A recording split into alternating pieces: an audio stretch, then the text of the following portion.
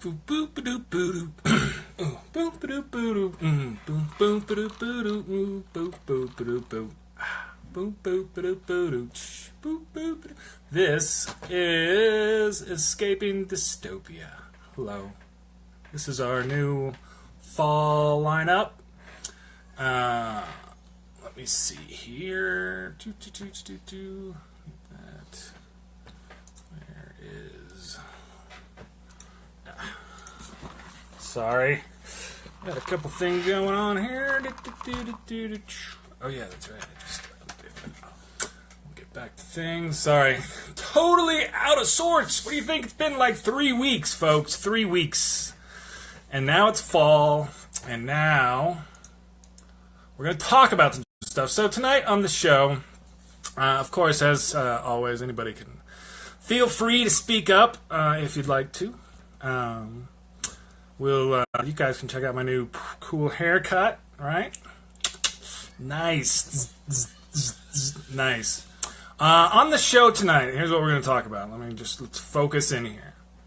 We're going to talk a little bit about the hurricanes, what's been going on there, the geopolitical realignment of the world, and a little bit about the GOP and Roy Moore. Somebody has sullied the great Roy name down there in Alabama.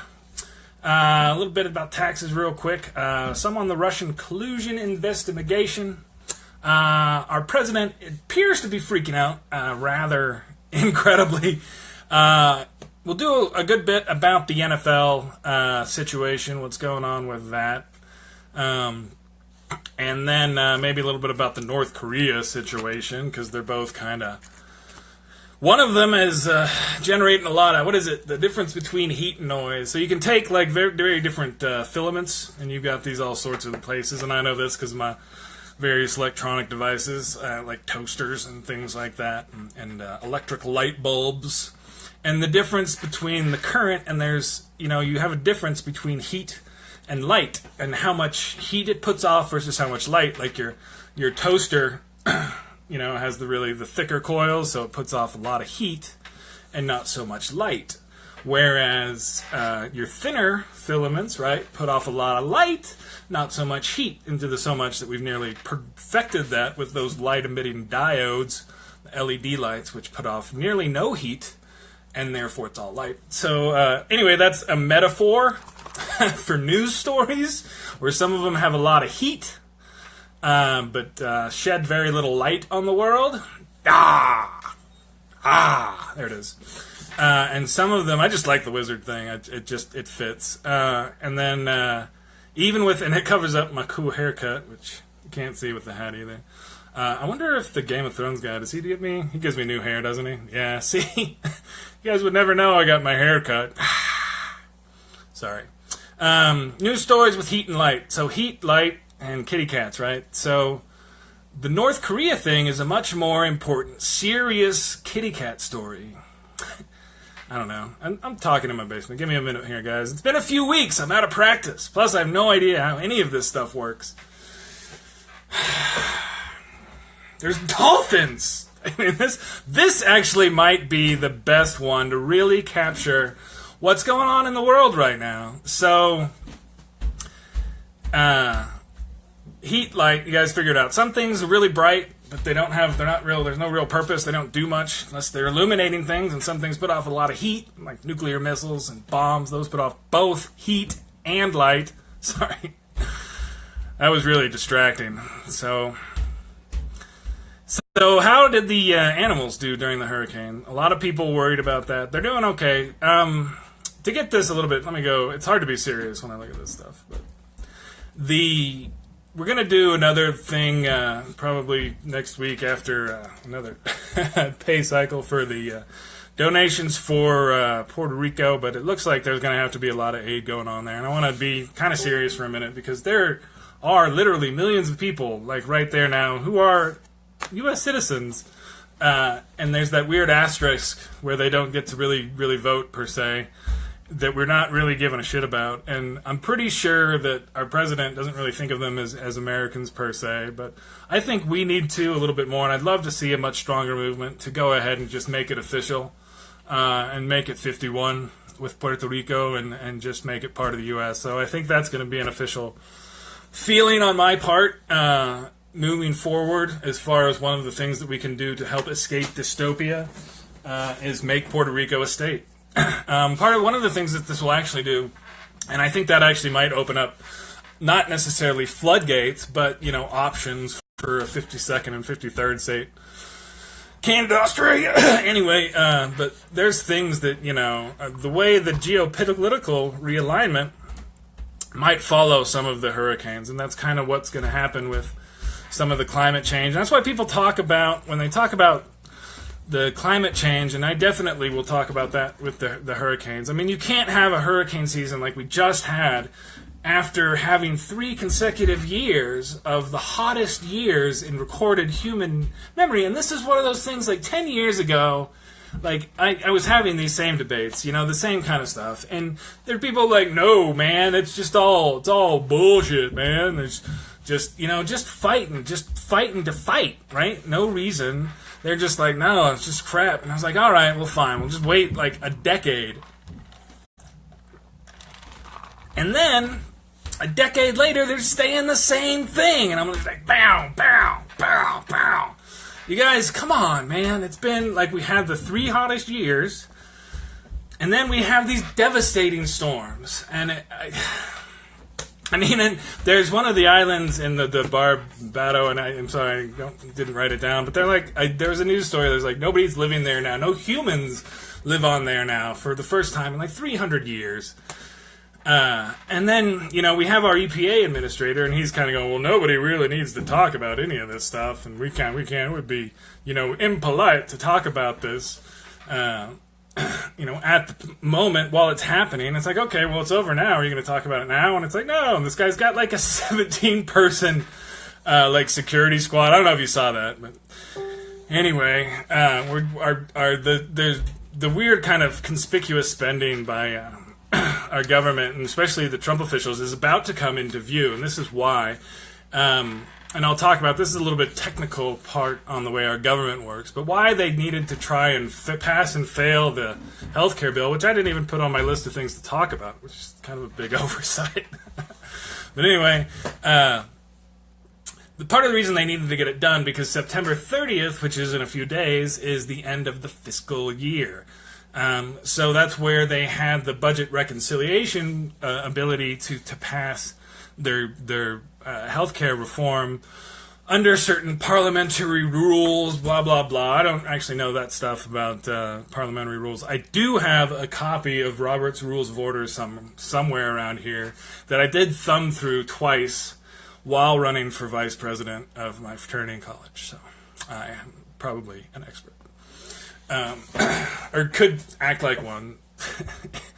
Anyway, not a parliamentarian, but we do have one, and there are rules, and after the end of the year, the ability to pass a budget rule that changes major healthcare law leaves the ability of the GOP.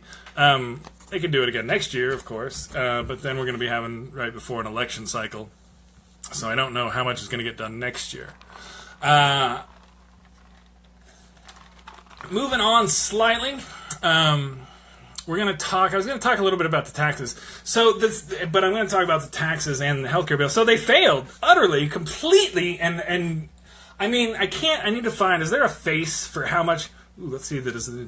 I like this. This is. My son knew that I wanted to see this movie. We're going to go check this out. Maybe if it works. No. Technical difficulties. Ninjago. They failed utterly and completely. Like, just, there was 2 of them working together, and they're like, oh, we're going to get this healthcare bill, we're going to kill the Obamacare, all of us are going to get together, and then it was like, whoop, where are the votes, man? Where's the votes at? We don't like it. Boop.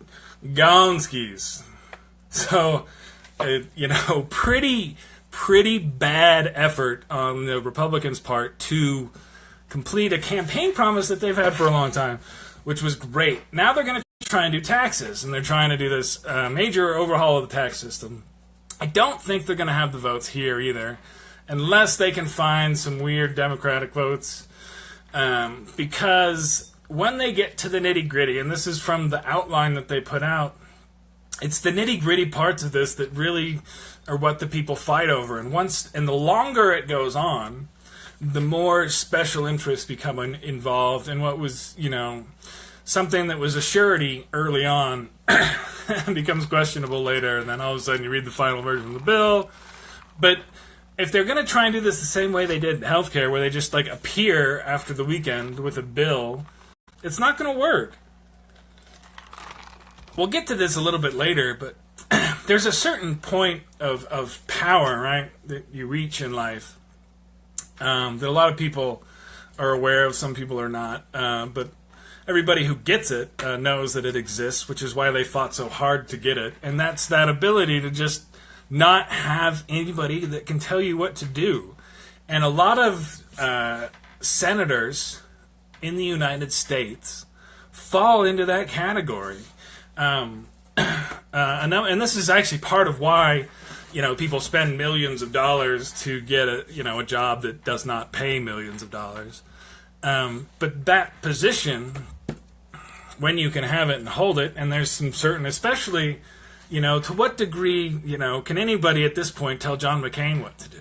I mean, that's an extreme case of a scenario, but there's a lot of people, and I'm thinking really of Susan Collins, and I'll get to some other people that kind of got told what to do and said no a little bit later, the other billionaires that run the NFL, but you can't necessarily just tell people what to do, and that's something that the president, who's just such a ridiculous joke, just doesn't get, because there was somebody actually who noted before that his business that he ran, that family business, was all of 12 people, most of which were part of his direct family. Excuse me. Moving on. Real quick, this is going back to that family and some of the effects that they're having on our country. I mean, it's so bad. I didn't really go back through over the last few weeks. I just threw this outline together real fast. We've had a few little sickos around the house, and they're feeling a little bit better, so hopefully that's all good, but that's part of why I've been away for a few weeks. So you'll have to excuse me. I continue to try and write a little bit here and there, but the shows have gotten sparse, but we'll try and get back on track. We'll see how that goes. But anyway, geopolitical realignment is ongoing. The way that just the embarrassment of the UN and the aftermath of that, just the constant, just nobody knows what the hell's going on. I mean, why is this guy tweeting about these other things when this really important stuff is happening? And it's happening without the U.S., and I think that's kind of part of the design. I still think they're operating very much, even though he's not in the White House, on Bannon's political ideology. Again, this has been reported a number of places that the president likes to just call up people and talk to them, and there's no reason why he wouldn't be calling Bannon multiple times a week to just coordinate on this kind of stuff, which I think is part of what happened in Alabama, which was really, really, really bad for the country. We'll get to that in a minute, but this geopolitical is happening. I know a lot of people don't pay attention to international politics per se, and there's still some of the infrastructure that's going on, but the State Department is so skeletal right now, and there's just a lot of weird stuff happening, and nobody really knows what's going on, which causes that kind of loosening to allow chaos to make major shifts, right? If you have these really strong bonds, things that happen beforehand and whatnot, and there's, these weird war games going on in certain parts with Putin and other things going on, especially with China and the South China Sea. It was funny because actually it was a line in Trump's in the UN ridiculous speech that was just all over the map and ridiculous, and then for half a second he calls out these people and then later congratulates them without the understanding that he's already lost in both situations, because he's been distracted by all sorts of other things, not the least of which is North Korea. But we'll get to that later. So in Alabama, what happened was I've seen this guy, Roy Moore, of course, right? I read political news. Oh, Roy. Oh, sweet. There's a good Roy. Oh, man. This was way back when he was trying to, I think the first time that he got kicked out of the Alabama Supreme Court for trying to put, I think it was the 10th Commandment. I don't remember what the first time was, but he got kicked out of the Alabama Supreme Court. Then he goes back to the state, and they elect him again. And so he just keeps doing that. And this is, I think, the third time that he's gotten elected to a statewide office. He's not elected yet. We'll see how the Democrats can do, and it's going to be interesting to watch. The race goes through, I think, December or January. I think it's December is when he'll face off against the Democrat, who's the Democrat. Those read about it. He actually is one of the people. He actually was a state prosecutor. Actually put some rather famous KKK members in jail for church bombing, I believe. So he's actually one of the guys who actually did that. So whether that's going to be good or bad for him in Alabama, I guess, kind of sucks is the question. But Moore is a straight up theocrat and just thinks that the Bible is above the Constitution and directly interpret it how he wants to. He's just an open bigot and sexist and really, really pretty bad. That's why a lot of the GOP establishment didn't want to see him win and why they tried to fight him. The president was down there and kind of endorsed his opponent. This is the guy who deleted the tweets about. He endorsed his opponent, then he lost. Deleted those tweets. You're not invited. I didn't endorse you. I don't even know. I like this other guy. He immediately endorses the other guy. So the idea that the president lost it all is I think something of a false idea. This actually gives somebody who's a little bit crazier than him, who can take a little bit heat off of him on the national stage, which I think from time to time he might actually like. But he's the caricature of what the Republicans have become. Now you have the business doofus jerk off in Trump, and then, this just moralizing, hypocritical jerk off who probably has, some teenage boy lover, and he hates homosexuals that much, and when you do that much, there's some real passion there. So who knows what'll come out and how he'll fall apart, but we'll watch that over a little bit. But yeah, that was a big election. This guy's been around. Now he's going to be on the national stage. So we'll see. The other fun thing that's going to happen soon, the Russian collusion investigation. They're going to start doing some indictments, I think, fairly soon, which will be fun for all of us. Because then we get to go from this, there's nothing there, to it's, the FBI that we appointed that's arresting us, and that's just nothing. And it's like, come on, man. At some point, you just got to be. So they're going to get Manafort, I'm sure, for something indictable. The question is how close this is going to get to the president before he really super freaks out. And that's why, there was over this last weekend, all sorts of crazy tweets coming out. I don't even follow them really that much anymore. Just because there's too much ridiculous crap, and it's just not worth chasing down. It really isn't. And because there's just no real content to a lot of it. Speaking of which, they had the Howard Stern finally let loose his archives of the times that he had Trump on, which is basically 15 hours of him just being a sexist douchebag and, whatever. That's what he was, being funny and trying to, and just, whether he's playing a character or him, who knows? Whether or not he's honest about anything, nobody knows.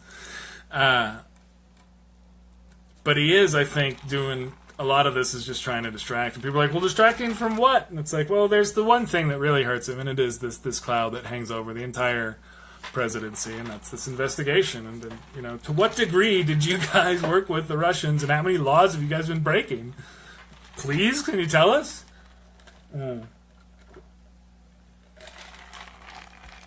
It's embarrassing, I think, for the country. And I've said a number of times, I've written this, the longer this goes on, the worse it's going to get. I didn't even do some of the other weird, freaky stuff that's happening, but there's still a lot of strange things that's going on. I do, I think it's bad. But there are good things, and I think this is actually really interesting. I'm going to go now. I'm going to spend a few minutes talking about what's going on in the NFL. My wife kind of mentioned this. She's like, yeah, this is kind of like right in your thing, right? It's football and politics, and you know, my feelings on that is I don't want those two things together. And I'm definitely part of that crowd. Which I know a lot of people might be like, Roy, wait, I thought you were like super like everybody should just like blah blah blah. No, I don't want politics in my magic, my magic cards, the game. I don't want politics in my breakfast cereal.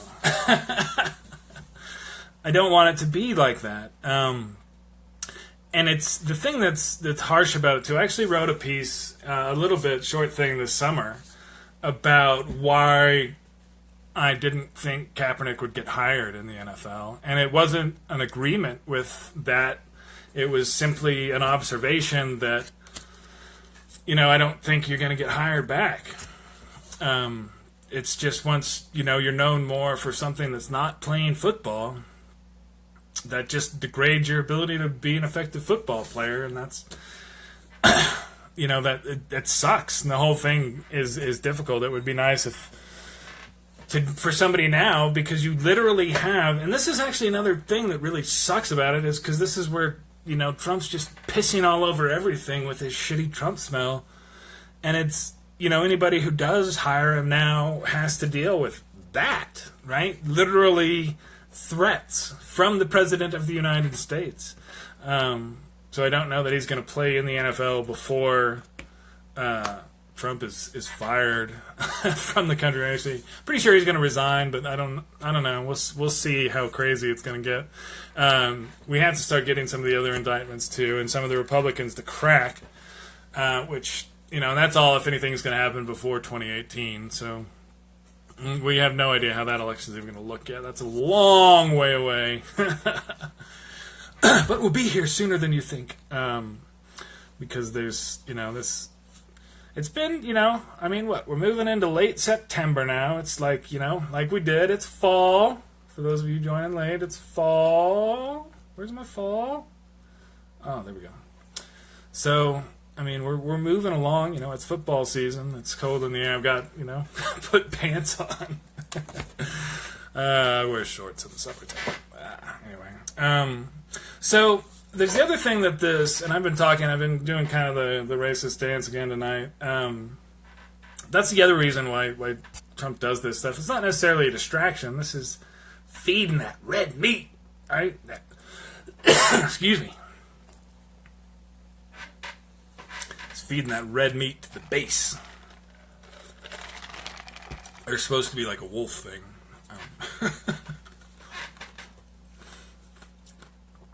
Technology. But anyway, he's feeding the red meat to the base. He wants his diamond hard. This is what I think of it as diamond hard base. These people who absolutely still just whatever, don't believe anything bad said about him. You know, continue to the ones who act and look like Russian bots, which are, I swear to God, they're a real thing. I know there are people who actually believe that stuff, but I run across some of these profiles on various, because, again, I follow, like, a lot of the actual major news websites. So I see, I mean, like, a lot of, like, the major, like, the conversations that happen, at least on just the Facebook side. That's definitely my bailiwick.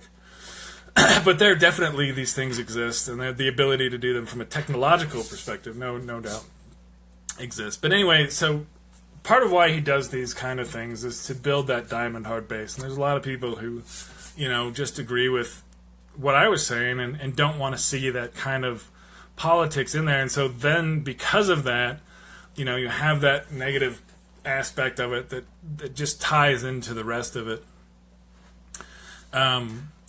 On the other side, again, this goes into, and this is where, again, and I talked about this, and this is from the more kind of political aspect of it, that so much of a lot of the fan base for football and stuff, they don't really care about the politics of it. There's so many Americans who do not need to and don't spend any time caring about it, which is, again, and this what finally brings it into, this is why it's an effective form of protest. And this is why it's good to see it happen, and I'm actually completely supportive of the guys doing it and continuing it now. It's definitely moved into that next level where I'm seeing, Fox and Mulder,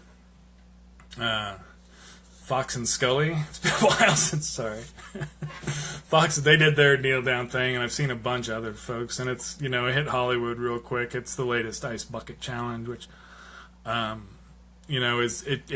does make a little bit more statement for them than other folks. So it's interesting to see this blow up. So I do appreciate it from a standpoint, and I'm glad this has more of these conversations that need to happen in our country and for us to get there. But I hate to see it happen kind of like this. And giving the bully pulpit is powerful. I mean, that's why it's called. I don't know if I need to look up the right accent so I can do a Teddy. I don't know what he sounded like offhand, but the whole bully pulpit is that it's a really good speaking. You get to control the conversation, and this lie about this being a protest against the flag and against the troops it's just not true. It's using that forced, and this was having them out there stand at attention to a flag was a new thing that we did in a time of war to help keep recruiting up for our military. That's not a BS thing. There's some interaction there that's a little bit nefarious from the nationalistic side, and then for the president to turn that into, this isn't a protest about inequality, and this isn't a protest about what everybody knows is a real thing, which is that unequal treatment under the law. But no, this is a protest against the country and just, against the flag and against the military, and that wrapping the military and the flag together. Again, this is that nationalism. This is the white nationalist kind of ideology. This is the nationalism. So we're seeing through this, what I've seen from the political side of this NFL thing, and which really bothers me a great deal, is the nationalism that's getting so much air and power and growth. This is the thing that if something happens real with North Korea, which I'm going to move on and talk about here in a minute, this is where that, who do you believe? Well, I mean, this guy's been defending the flag, man. I don't necessarily agree with what he says in all the tweets, but blah, blah, blah, blah, blah. It's how that diamond hard base metastasizes. Again, Roy Moore won the GOP primary in Alabama. So this base is energized. The people in Washington, the people who hold those jobs are scared big time now.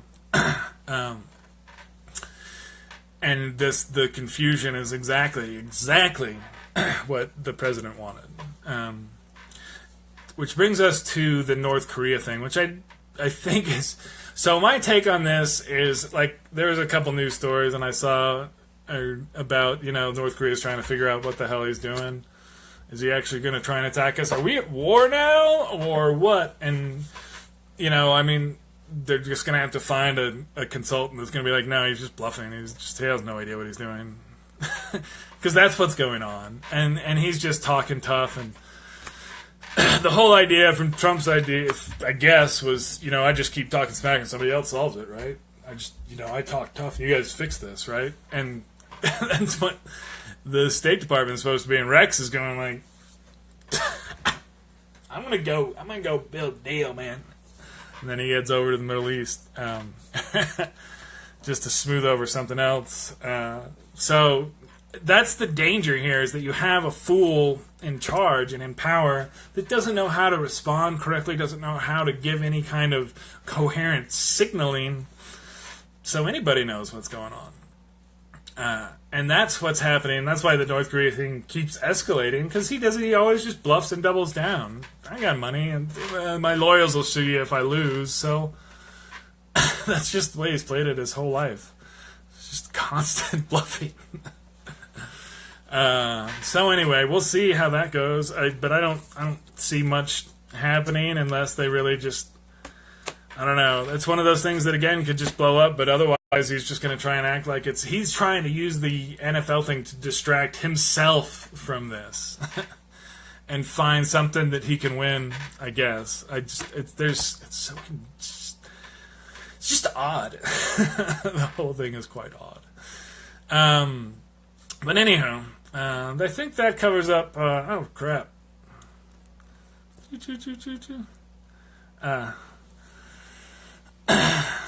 Anyway, sorry, I missed my comments. I had it on. I was looking at the other thing. I need to leave it on the comments. Chad, sorry, I missed your stuff. But I do think something may actually happen. I think it is. It's going forward. The thing that's so tough about it is now we've gone from having that person in the Oval Office who wanted, and there was not that need as much for it. Even though there's not that support now, and it becomes more of the duty of the public to stand up when you have a president that literally is encouraging police to rough up suspects.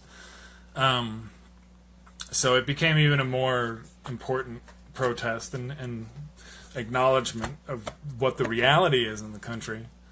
So I guess that's my kind of take on it. Like, I would prefer that it not be part of the NFL and I could watch that and not have to think and do about that stuff. I know there's certain aspects of media hype to it. I remember watching a game last football season with Kaepernick, and they did, like, the whole time they were just doing, like, flybys with their super camera on him being down on a knee, and it was like, all right, well, he's one guy. There's another 90 guys who worked their life off to get on that field. Maybe you can show them for a couple minutes. I don't blame him for that. And there's other forces involved with all of this that really spin it up to be even bigger. And now you have what happened with the Cowboys this last week. And one of the things that Jerry does very much is protect the concept of America's team, and that the Cowboys are America's team.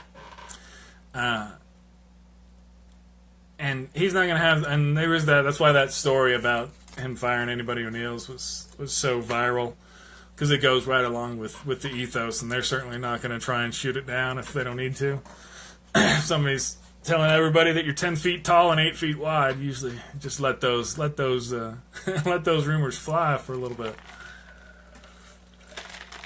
But so what they did was kind of try and co-opt the whole thing and take it and just acknowledge the passion, right? And that's kind of what and that's how there's a bit of dismissive too. And I know a lot of people who write and think about this stuff understand the give and take that happens between the power and the oppressed in a peaceful situation. And that's what the good part is, and I hope we can continue to see this, is because there's not a more symbol of peaceful protest than taking a knee, and that I don't know, other than of course taking two.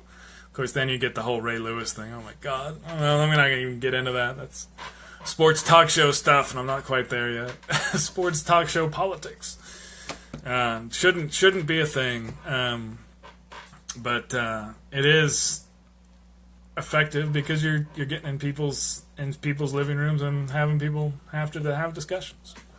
With all the information that's out there, the hope is the better good information wins.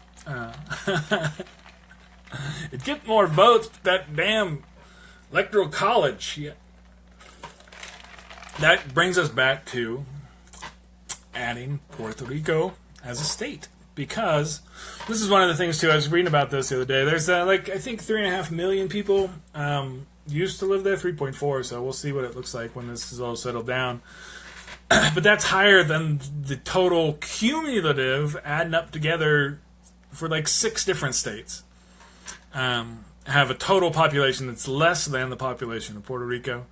So having that as a state would be interesting. You'd have a number of... You'd push the Senate a little bit, and then the House as well. And you might say, well, Roy, that's just naked politics. You're adding states just so you can fix the whole country? Well, why is that? Well, we've got, because those 6 states, you have like these 8 senators that are going to be just more and more rural Republicans, that the only industries that live out there are resource extraction, and, the farming is not doesn't employ people. It's going to be a lot of that is, the Industrial Revolution times the automation revolution.